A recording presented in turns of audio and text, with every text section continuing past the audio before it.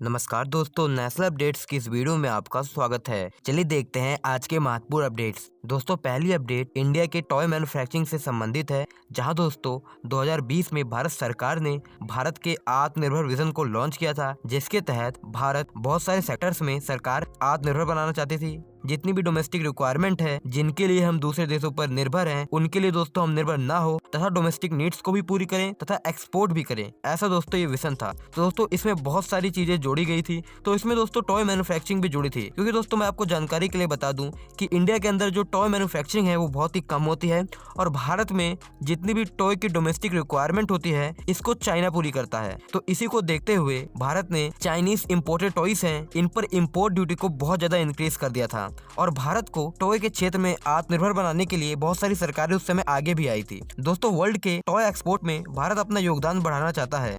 इसके लिए दोस्तों आज भारत सरकार ने 8 टॉय मैन्युफैक्चरिंग क्लस्टर्स को अप्रूव किया है। दोस्तों इन क्लस्टर्स में 2300 करोड़ का निवेश सेंट्रल गवर्नमेंट करेगी, और इस स्कीम के तहत जो ये टॉय क्लस्टर्स बनाए जाएंगे, यहाँ पर परंपरागत खिलौने इन पर फोकस होगा, तथा यहाँ लकड़ी, लोहे, ताड़ के पत्ते, बांस, कपड़े, इन सब प्रकार के खिलौनों को बनाया जाएगा। और इनका दोस्तों न केवल इनको डोमेस्टिक मार्केट में बेचा जाएगा, बल्कि दोस्तों इनका एक्सपोर्ट भी किया जाएगा। सो गाइस, एक तरीके से हमारे यहाँ पर जो रीजनल टॉयज होते हैं, इन पर भी फोकस रहेगा। दोस्तों आपको जानकारी के लिए बता दूं कि इन टॉय क्लस्टर्स में 3 टॉय क्लस्टर्स मध्य प्रदेश में, 2 टॉय क्लस्टर राजस्थान में, 1 टॉय क्लस्टर कर्नाटका में, 1 आंध्र प्रदेश में, 1 उत्तर प्रदेश और 1 तमिलनाडु में बनाया जाएगा।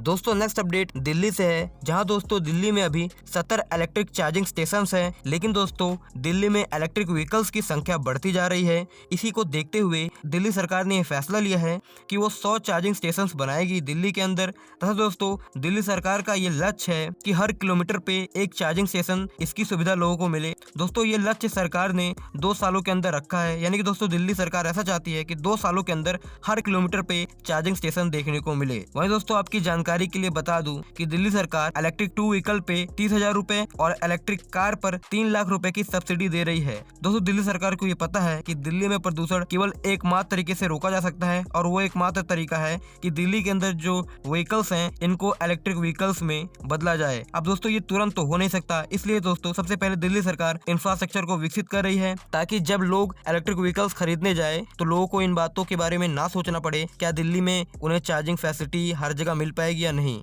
दोस्तों नेक्स्ट अपडेट रेलवे से है, जहां दोस्तों करीब 189.46 किलोमीटर रेल सेक्शन रतलाम से चित्तौड़गढ़, दोस्तों इस रेलवे रूट पर इलेक्ट्रिफिकेशन पर कार्य चल रहा था, तथा दोस्तों इसके इलेक्ट्रिफिकेशन का कार्य संपन्न किया जा चुका है। दोस्तों रेल मंत्री पीयूष गोयल जी ने इस रेलवे लाइन के इलेक्ट्रिफिकेशन के वर्क को इनोग्रेटेड किया। वहीं दोस्तों इन्होंने कहा कि अब यहाँ पर इलेक्ट्रिक लोकोमोटिव्स भी चल सकेंगे, जिससे यहाँ पर करीब सालाना 27.14 करोड़ रुपए की बचत होगी। दोस्तों नेक्स्ट अपडेट महाराष्ट्र पुणे से है, जहां दोस्तों realty firm Mahindra life space developer limited ने कहा है कि ये अराउंड 500 करोड़ की इन्वेस्टमेंट पुणे में करेंगे, तथा ये हैप्पीनेस थनवाड़े प्रोजेक्ट चलाएंगे, जिसको करीब 7 एकड़ के क्षेत्र में विकसित किया जाएगा। इस परियोजना को फेस वाइज चलाया जाएगा। करीब दोस्तों परियोजना के तहत 600 अपार्टमेंट्स का निर्माण ये कंपनी करेगी। दोस्तों परियोजना को मिड 2025 तक पूरा करने की कोशिश की जाएगी। दोस्तों नेक्स्ट अपडेट नोएडा से है, जहां दोस्तों नोएडा में अभी 2 ट्रांसफार्मर हैं। अब दोस्तों नोएडा में बिजली का ट्रांसपोर्टेशन और बेहतर हो सकता है, क्योंकि दोस्तों नोएडा अथॉरिटी और Uttar Pradesh power transmission corporation limited एक जॉइंट वेंचर के तहत 400 किलोवाट के सब स्टेशन के निर्माण पर कार्य कर रही थी, और दोस्तों ये सब स्टेशन नोएडा सेक्टर 123 में बनाया जा रहा है। तथा दोस्तों नोएडा अथॉरिटी ने कहा है कि जो तीसरा ट्रांसफार्मर है, इसका बहुत सारा कार्य पूरा हो चुका है। इस ट्रांसफार्मर को 282.26 करोड़ की लागत से बनाया जा रहा है, तथा दोस्तों इसका ऑपरेशन अप्रैल 2020 से शुरू हो सकता है। दोस्तों नेक्स्ट अपडेट उत्तर प्रदेश से है, जहां दोस्तों उत्तर प्रदेश सरकार ने अपना 2021-22 का बजट पेश कर दिया है। दोस्तों बजट करीब 5,50,220 करोड़ रुपए का है। इस बजट का ओवरव्यू देखिए, भारत के आत्मनिर्भर विजन पर जोर देता हुआ दिखा है, इंफ्रा प्रोजेक्ट्स को बूस्ट दिया गया है, तथा एमएसएमईज पर भी काफी अच्छा ध्यान दिया गया है। दोस्तों आपकी जानकारी के लिए बता दूं, दोस्तों उत्तर प्रदेश के अंदर नोएडा में देश का सबसे बड़ा एयरपोर्ट बनने जा रहा है।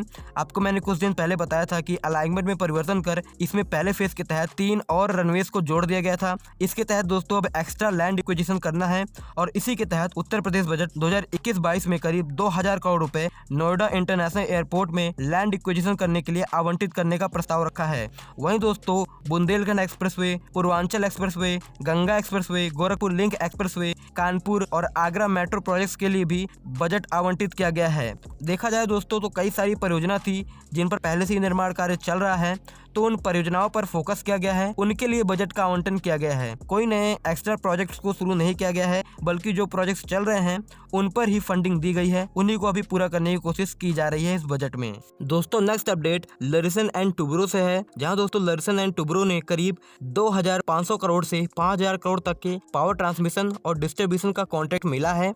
इसके तहत गुजरात में 2 सोलर फोटोवोल्टिक यूनिट्स करीब 200 मेगावाट की, कुल मिलाकर 400 मेगावाट के गुजरात के अंदर सोलर फोटोवोल्टिक पार्क को स्टैब्लिश करेगा। दोस्तों इस कॉन्ट्रैक्ट के तहत L&T को designing, engineering, supply, construction, testing, operation तथा मेंटेनेंस ये सारा कार्य दिया गया है। वहीं दोस्तों राजस्थान में भी एक कॉन्ट्रैक्ट मिला है जिसके तहत L&T को सोलर एनर्जी जोन यानी कि जहां पर सोलर पार्क, वहां से दोस्तों करीब 765 किलोवाट की डबल सर्किट ट्रांसमिशन लाइन बनानी है, जिससे दोस्तों इलेक्ट्रिसिटी का ट्रांसमिशन हो सके अन्य क्षेत्रों में। इसके अलावा इसे तमिलनाडु में भी कॉन्ट्रैक्ट मिला है जिसके तहत ये 400 किलोवाट का सब स्टेशन बनाएगा कोयम्बटूर के अंदर। और वेस्ट बंगाल में भी इसे एक कॉन्ट्रैक्ट मिला है जिसके तहत ये 220 किलोवाट और 13 किलोवाट की ट्रांसमिशन लाइन बनाएगा, जिसके तहत अर्बन और रूरल एरिया में बिजली का ट्रांसमिशन होगा। तो कुल मिलाकर ये कहा जा रहा है इन परियोजना की वर्थ 2500 करोड़ से 5000 करोड़ तक की है। दोस्तों नेक्स्ट अपडेट तिरुपति आंध्र प्रदेश से है, जहां दोस्तों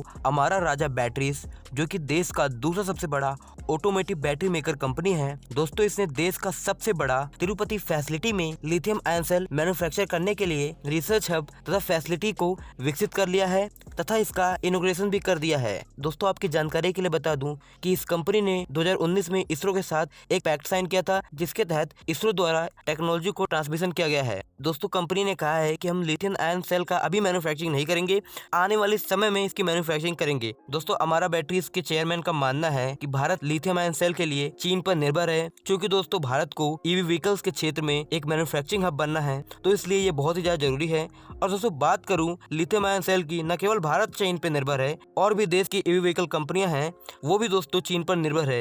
लेकिन दोस्तों अगर ऐसी ऐसी चीजें होती रहेंगी भारत के अंदर, तो मैं भी दोस्तों हमें चीन पर उतना निर्भर नहीं रहना पड़ेगा। दोस्तों नेक्स्ट अपडेट इंडियन स्टार्टअप से संबंधित है, जहां दोस्तों ऑनलाइन एजुकेशनल स्टार्टअप वेदांतु ने डाउट सॉल्विंग ऐप डाउटनट इसके पूरे बिजनेस को एक्वायर कर लिया है $2 मिलियन में। दोस्तों वेदांतु ने कहा है कि इससे हमारा मार्केट शेयर टियर 2 और टियर 3 सिटीज में भी पहुंचेगा। दोस्तों कुछ समय पहले इस एजुकेशनल स्टार्टअप ने $100 मिलियन का fund US based investment firm Kyoto से प्राप्त किया था तथा इसका वैल्यूएशन अभी $600 मिलियन है। ये स्टार्टअप दोस्तों 4 कदम दूर है भारत का एक और यूनिकॉर्न स्टार्टअप बनने में। दोस्तों देखा जाए तो भारत के जो ऑनलाइन लर्निंग एप्लीकेशन है जिसमें वेदांतु, अनअकैडमी, बायजूस, तो धीरे धीरे दोस्तों इनमें कंपटीशन देखने को मिल रहा है। वहीं दोस्तों इंडियन यूनिकॉर्न स्टार्टअप ड्रीम 11 इसने कहा है कि हमारा वैल्यूएशन अभी $2.5 बिलियन के आसपास है तथा कुछ ही समय बाद हमारा वैल्यूएशन करीब 2 गुना हो सकता है, $4 बिलियन से भी ज्यादा हो सकता है। इन्होंने कहा है कि हम अभी बातचीत कर रहे हैं Abu Dhabi based alpha waves incubation तथा और भी बहुत सारे इन्वेस्टर्स हैं और इनसे हम फंडिंग प्राप्त करने वाले हैं। तो हमारा वैल्यूएशन जो है वो 2 गुना होने वाला है। सो गाइस आज की इस वीडियो में इतना ही। अगर आप कोई न्यूज शेयर करना चाहते हैं तो प्लीज न्यूज शेयर करें। वही दोस्तों अगर आपको वीडियो पसंद आए तो वीडियो को लाइक करें, चैनल को सब्सक्राइब करें। धन्यवाद आपका वीडियो देखने के लिए।